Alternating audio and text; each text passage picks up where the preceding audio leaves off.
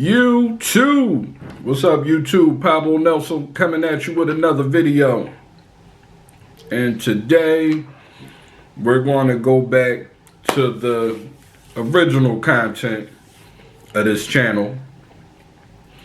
Because like I said, starting off pre-COVID, this was supposed to be a gambling channel. When COVID came and they shut the casinos down, that's when I started doing everything else, like fishing. Always been in the cars, you know, car shows, things like that. Learning how to cook things with y'all, things like that. So, you know, when COVID came, that's when my channel changed. But we're going back to the original content today. As you see, I have dice in my hand. And I have my felt from the wonderful gambler store. Shout out to Miss Mary. Shout out to my brother, the crap. You know what? I don't want to mess his name up, you know, because I want to give his brother his props. You know, he been riding with me, and I've been riding with him. I love his content, you know, and I wanna share that with y'all. My brother, the craps teacher, you know, he's real big on TikTok. I'm going to put a link in the description. I want y'all to subscribe to his YouTube channel and all of that. Real good dude. But we're talking about craps today, guys. I got my felt. No, I'm not pulling the felt out yet. You know, a lot of things been going on, and I don't have time to do that yet, but we will get to that. But I want to touch on something that I came across. And if you're a crap shooter, you like to play dice in the casino, you know these things happen pretty often. And I'll give you an instance. About a month ago, me and my girl had went to a casino out here in Vegas, the Cannery. I'ma just put that out there. We went to the Cannery in Vegas, and you know, my girl had a good roll going. They have the fire bet table there at the Cannery. You know, so if you hit, you know, 6 points, it's like 1,000 to 1. But it's also tricky playing at the Cannery, because if it's over 15,000, if it's anything over 15,000, gets divided by the amount of players at the table. Meaning, if I put $5 down to win that 1,000 to 1 and all 6 point roll, if somebody rolls 6 points, and you know, if it's a lot of people at the table, I might only get 2,100, depending on, you know, how many people is playing. But that's neither here nor there. But anyway, we was at the Cannery. She had a good roll going, knocking down point after point after point. Actually, she only made 3 points. She was working on her 4th point. But it was just a monster roll. You know when you have those good rolls in the casino, you know, when everything's hitting. And it was one of those days, good roll going on. And then out of nowhere, this pit boss just came out of nowhere. You know, it was too much excitement at that crap table. That's why, you know, well, it's kind of hard to do it at craps, you know, because that's kind of the allure of the game. You know, everybody yelling and this and that, you know, they're winning money. It's a good roll. It draws attention. So she had a good roll going. Caught the attention of the pit boss. This lady was so rude. She was so unprofessional, in my opinion. You know, she was one of those people in the casino that act like she owns the casino, and that if you hit a jackpot, it's coming out of her pocket. Relax, lady. You know, so anyway, knocking down the points. Then the lady comes over and, like, you know, you gotta hit the back wall. You know, she tell my girls, you gotta hit the back wall. Now, mind you, if you go to the Cannery, their table is like a football field. You know, it's like 20-foot tables. You know what I mean? So for a woman, even some men, it's hard to hit the back wall.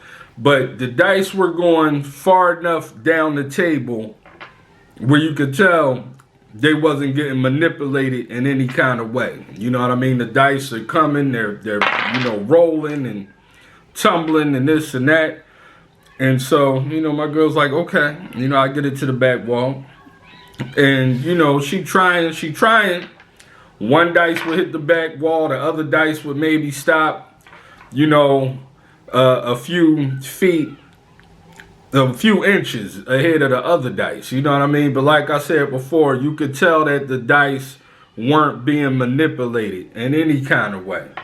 So this lady just stood there and was literally, she just stopped and watched the game, and every roll hit the back wall, hit the back wall. If you don't hit the back wall, I'm going to have you pass the dice. You know what I mean?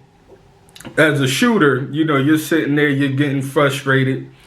This is unreal. You know what I mean? A lot of money out there. And the point was 4, by the way. So like I said, it was a lot of points rolling. I probably had like $80 on the hard 8. Every time I would get money off of one of my points hitting, one of my numbers hitting, I would take a couple bucks and, give me the hard 4. Give me the hard 4. I probably had $80 on the hard 4. That's how many, times it was coming. So eventually, the dealer, the pit boss, succeeded at what she wanted to do. Very unprofessional lady. And my girl 7'd out. She didn't make the 4. All right. Very unprofessional. So next, I get the dice. And you know what, guys? This is one of those tricky things that if you're a craps player, All right, the last point was 4. Now me, I should have took 80 bucks and threw it on a 2-way 4 on the hop. Because you know what happened. When you need a point and it don't come, the next shooter usually come out with that exact point. I'm next. I get the dice. Guess what I rolled? I'm going to show you what I rolled.